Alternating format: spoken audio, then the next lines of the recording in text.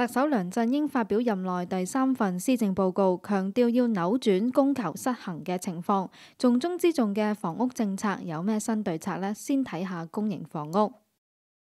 為此，我建議房委會選擇合適嘅正在興建嘅公屋項目，以先導計劃形式出售俾綠表人士，對象主要係現行公屋租戶及已經通過詳細審核並即將獲編配公屋人士。定價比傳統嘅居屋低廉，以進一步完善房屋梯階。呢個計劃除咗協助綠表人士自置居所之外，亦都可以藉此騰出公屋單位俾正在輪候公屋嘅家庭。房委會同埋房協喺未來幾年會預售大約6300個單位。私營房屋方面就比較少著墨，初步估計未來5年平均每年落成量有14600個單位。長遠土地供應方面，梁振英話會研究洪水橋、元朗南同埋新界北嘅棕地，包括將現時使用者遷入多層樓宇，並以洪水橋發展區作為試點。市民又點睇呢份施政報告嘅房屋措施呢？我而家住緊公屋，我都會買，起碼買咗係自己嘅，將來益個孫啊嘛，益下一代啊嘛，係咪？我都會攞翻間屋出嚟買。如果我唔買咧，我幾十萬就可以住過世啦。我而家都60幾啦，係咪？即係你嗰個政策都可以幫到你嘅。係啊，可以幫到嘅。幫唔到啊！我都唔知我可以喺邊個位，即係我又即係上又唔係下又唔係咁，我都唔知。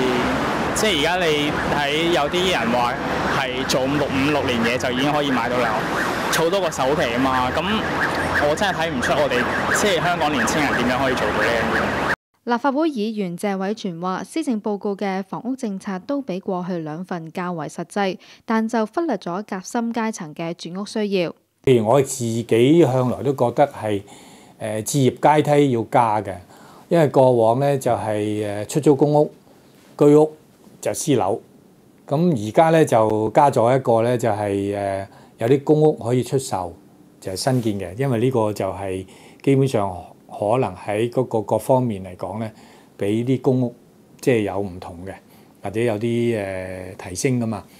咁另外就係居屋，但係居屋方面咧，我其實就覺得我建議過咧喺居屋之上咧，可能再加多一個層先去到私樓，因為咧有啲真係買唔起私樓，就但係又唔合呢個公營房屋嘅，包括資助房屋而家嘅政策嗰個資格嘅，你講嗰個夾心階層。嗱，我都覺得咧，即係房屋呢方面咧，就如果俾分咧就合格，但係就攞唔到高分，因為咧仲有幾點，頭先我講過咧，佢係未有回應。包括咧就係對於夾心階層方面，點幫佢哋置業啦，點幫佢哋改善居住環境啦。咁另外咧就係關於個交通配套方面咧，就係同個發展點樣可以同步啦。咁另外咧就係我向來都希望政府可以定嘅目標，就係人均居住面積嘅目標，喺呢方面咧亦都冇作出回應。佢又話協助基層市民置業，有助加快公屋流轉。